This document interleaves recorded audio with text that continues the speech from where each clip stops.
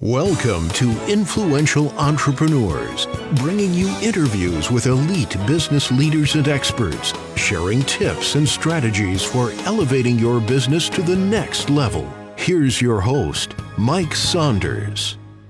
Hello and welcome to this episode of Influential Entrepreneurs. This is Mike Saunders, the Authority Positioning Coach. Today we have back with us Adam Blain, who's a wealth and retirement advisor with AAA Life Solutions, and we'll be talking about the retirement paycheck, why your 401k plan isn't a plan. Adam, welcome back to the program.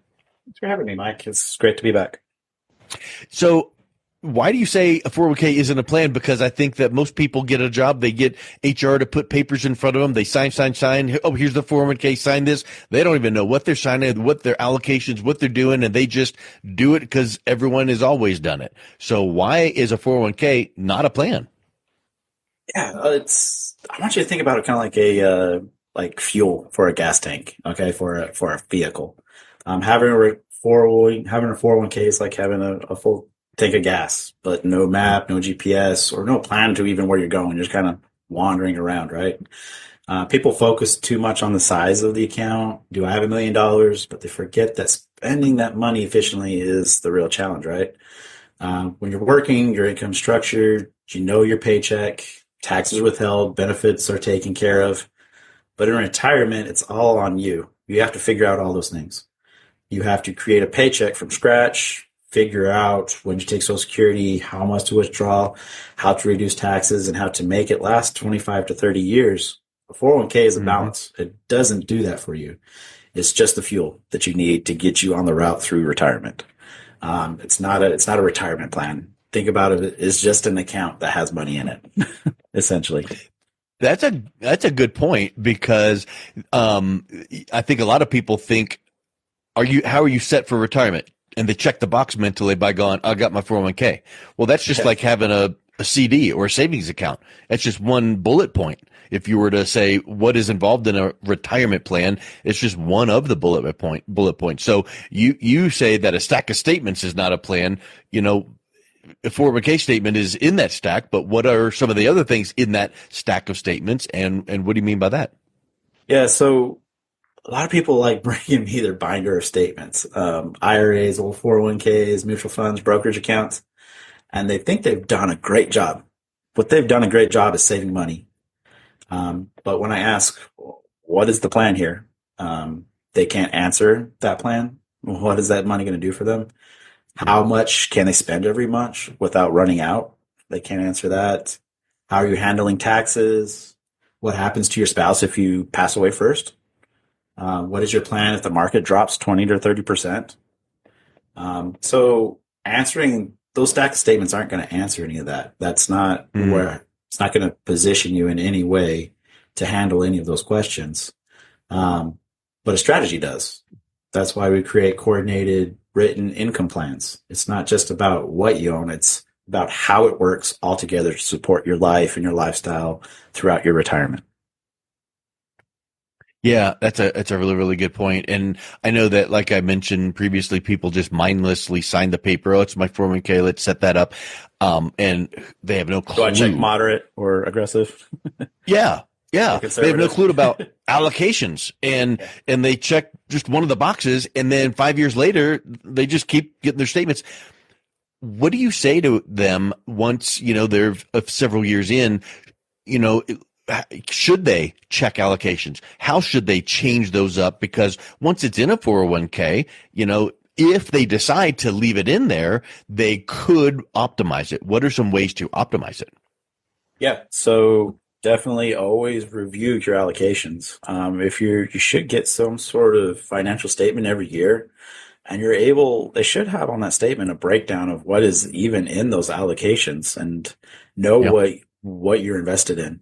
A lot of people aren't financial savvy. You don't necessarily need to know all that, but you do need to check. And most of these plans do, through HR or whatever, you're able to have access to somebody to guide you a little bit as well. People just don't think to ask HR that, or frankly, they try to stay off HR's radar for some reason or another. But you need to check in. You need to check in with somebody who's in charge of that plan, because there is an advisor somewhere on each of those plans that can guide you Yeah. as to what each of those allocations are. And as you get older into closer to retirement and you've been aggressive your whole life, been in that kind of an aggressive mentality of throwing it and growing it as much as you should draw it back a little bit on the aggressiveness. Start Yeah. moving it to more of a conservative, because if you're in that aggressive and then we're in the environment we are right now where market's going whichever way it wants to go, mostly down right now, by the time you retire, you could be in a world of hurt, especially if we have a situation like it was in 2008 where portfolios went down 30 to 50% and you Yeah. retired right then. What's that going to do to your retirement going forward? You know, I know that if you asked 10 financial professionals, you'd get 26 opinions on this. But my question would be, should you leave your money in a 401k? Let's say that someone is different ages, maybe the answer would be different, but maybe they're in their 20s or 30s or 50s or 60s. At some point, maybe it might behoove them to say, you know what? Why don't you stop contributing to it, because you're just racking up tax liability for down the road? What if you put that money into a Roth? What are your thoughts around keeping a 401k or transferring it out? Yeah. So my opinion on it is, if the employer's putting a match on it, take the match. Okay. Um, don't invest any more into the 401k. Reason being is we just don't know taxes down the road. We know what they Mm-hmm. are right now. There's a new tax bill before Congress on the Congress floor. They're supposed to vote soon on that to kind of keep the current tax rate stable for the next 4 years. But with the way things are going with um, our debt, inflation, everything revolving around our country, taxes have to go up. I mean, it's just Yeah. mathematically they have to go up. So Yeah. why invest at the lowest time right now in our nation's history into a tax deferred account to when we're deferring to when taxes are more likely going to be up? Just not, Yeah. just not smart, in my opinion. But yeah, take advantage of those Roths. But there's other accounts as well that can give you tax-free income. For instance, investing in life insurance is another tax-free option, or just having a brokerage account as well, to where you can manage a little bit more of those taxes going forward. But having different, I guess, flavors of ice cream, I like putting out there. Um, you need to have different tax consequences with each account as well. So I come across too many people who have too many tax deferred accounts, to Mm-hmm. where that paychecks later on in life can really wreck someone's retirement, especially if you don't unwind yourself too much for it. Um, Yeah. and those who leave a job, I don't always suggest leaving it in that 401k at that job. Reason being is that it's just never managed correctly. You're not high Yeah. on their totem pole of caring. You're not at that job anymore. So just roll it out to an IRA, Yeah. where you Yeah. have more control of it. You're an advisor, can help you a little bit better on it. I don't ever suggest it. And of course, when you do leave for retirement, I don't always like that people leave them there at their current employments at the 401k. Reason being, the tax consequences are a little bit different. There's a Mm-hmm. firewall between 401ks and IRAs, and when you hit those RMDs, you got to draw one out of each account that you have. Um, but if you Oh, have an IRA and you move all your accounts to IRAs, you can choose what account you want to pull that RMD out to satisfy all the RMDs. So it behooves you to move those 401ks when you no longer so there let's say contributing you to them. had several jobs over your Mhm. career and you had three 401ks and you still have three 401ks. Are you saying that when you're required to pull money out through those required minimum distributions, there is a requirement that you have to pull a little out of all three of those 401ks? Yeah. So let's just say we're in Wow. the scenario you had three separate 401ks. You've kept them at those 401ks for forever. In your retirement, you reach that required minimum distribution age of 73. You still have those 401ks there. The government, by federal law right now, says that you have to take out of each one of those accounts. I can't take out of one to Yeah. satisfy the other three. Um, But if I rolled them to an IRA or three separate IRAs, I can pick and choose which account I want to pull that RMD out of to satisfy the three. Okay. So just say one account is down, like say you have the three accounts that are still in 401ks, and I have one that's doing really, really well. It's up a lot, but the other two are down. Well, I don't really want to pull out the two that are down. Government law says I got to pull out of each three.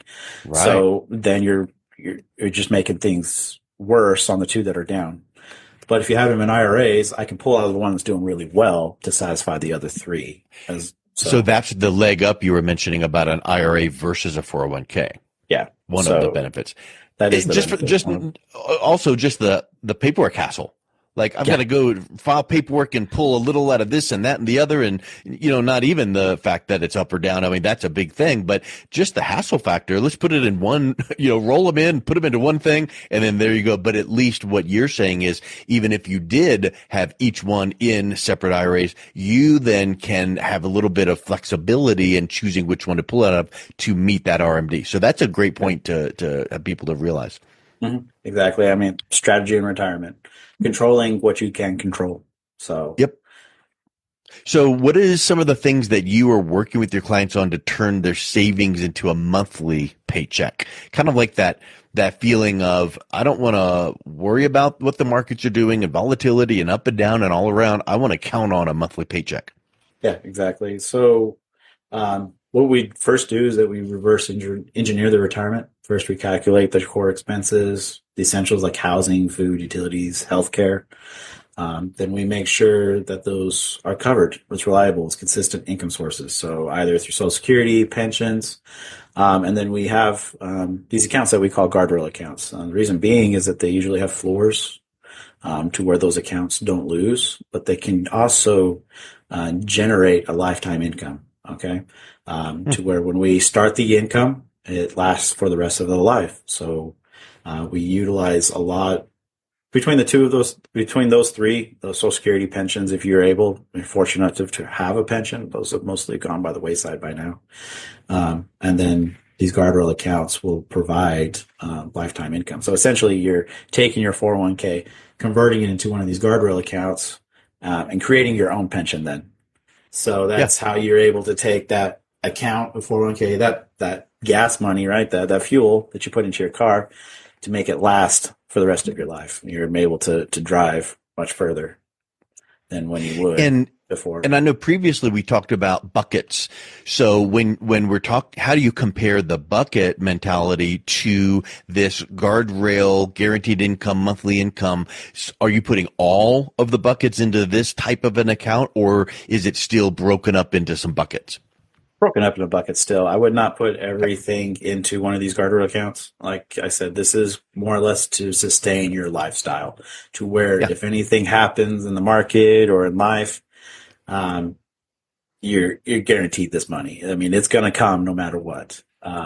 So we don't put everything in there, but you also do we don't know what inflation is going to necessarily do over time. So we need to invest in other buckets as well. Like we need to have that growth bucket, a little bit more of a moderate bucket as well. So we have a little bit more growth going forward to where if we need to in the future, we need a raise from time to time because things are getting expensive. They always will. There's always inflation.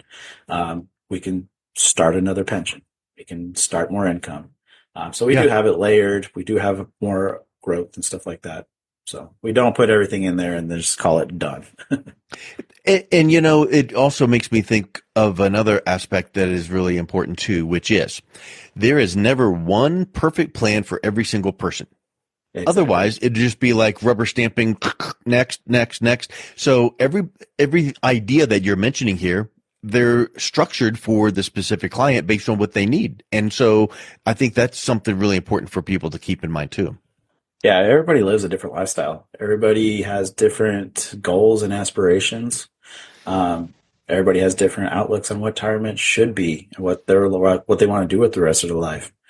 So different people need different incomes. Different people need different paths to come down the mountain, like we talked about last podcast, where we're trying to get down this mountain, and everybody's going to take a different route down it. That's going to get them safely to the bottom. Yeah. So, Adam, what have you found as some of the biggest misconceptions people have about the 401k? Because a lot of times people think, oh, I'm good to go because, but what are some of those additional misconceptions people might have? Misconception is the biggest one, I think, is that, oh, I'm contributing to this 401k, that's enough. I don't need to do any more saving. Hmm. Oftentimes that 401k alone is not the only vehicle you should be saving in or doing, period. A lot of people are like it because it's coming directly out of their paycheck and they don't have to think about it. Hmm. That's the attractive feature of it. It's directly there. Um, but people need to save a lot more. Things are expensive. Um, things are getting out of with inflation and everything. You need to have more that I found, and just having it in that 401k is just gonna. It kind of limits also our planning going into the future. If you don't plan starting pre-retirement, if all you do is a 401k and you tax defer it, there's not much we can do going forward Yeah. when we get into retirement. Yeah, we can maybe do maybe a Roth conversion and pay some of those taxes, but you don't have options going forward. So we got to start creating buckets. But if you can start earlier with some of those buckets of money where you have a tax deferred, a tax now, and a tax never bucket, that gives you options going forward, to So where that's a you good can make point. a more efficient retirement.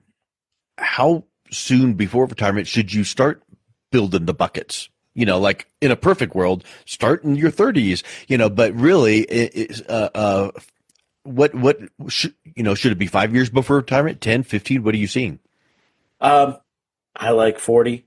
I think you should start planning right around there, 50. But really, people aren't thinking about it until they're like 2, 3 years away from retirement. And that's a Yeah. good time to start too, but almost a little bit too late as well. Because you're in your highest earning income potential at that point, usually. So moving in, if you're needing to do a Roth conversion, that might limit you a little bit. Um, so I like doing it earlier. Always earliest is the best policy. I mean, perfect scenario, you started doing something in your 20s or 30s, but we're young. We're not, don't make We know much. that won't happen. We ain't Yeah. leaving, that ain't But at happening. least, But I at think least by 40, 40, 45. Yeah. 40, Yeah. 45, I mean, you're set. Kids are a little bit older. You're able to put away a little bit more and start thinking about it. I think that's a good age. Yeah. Awesome. Well, this has been really insightful to pick up some thoughts on 401ks. So if someone is interested in learning a little bit more about this and maybe having you take a look at creating those buckets, what's the best way that they can do that?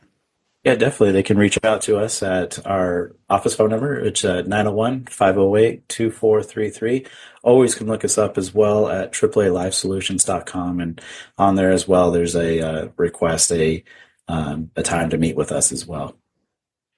Perfect. Well, Adam, thank you so much for coming back on. It was a real pleasure talking with you today. Thanks for having me, Mike. You've been listening to Influential Entrepreneurs with Mike Saunders. To learn more about the resources mentioned on today's show or listen to past episodes, visit www.influentialentrepreneursradio.com.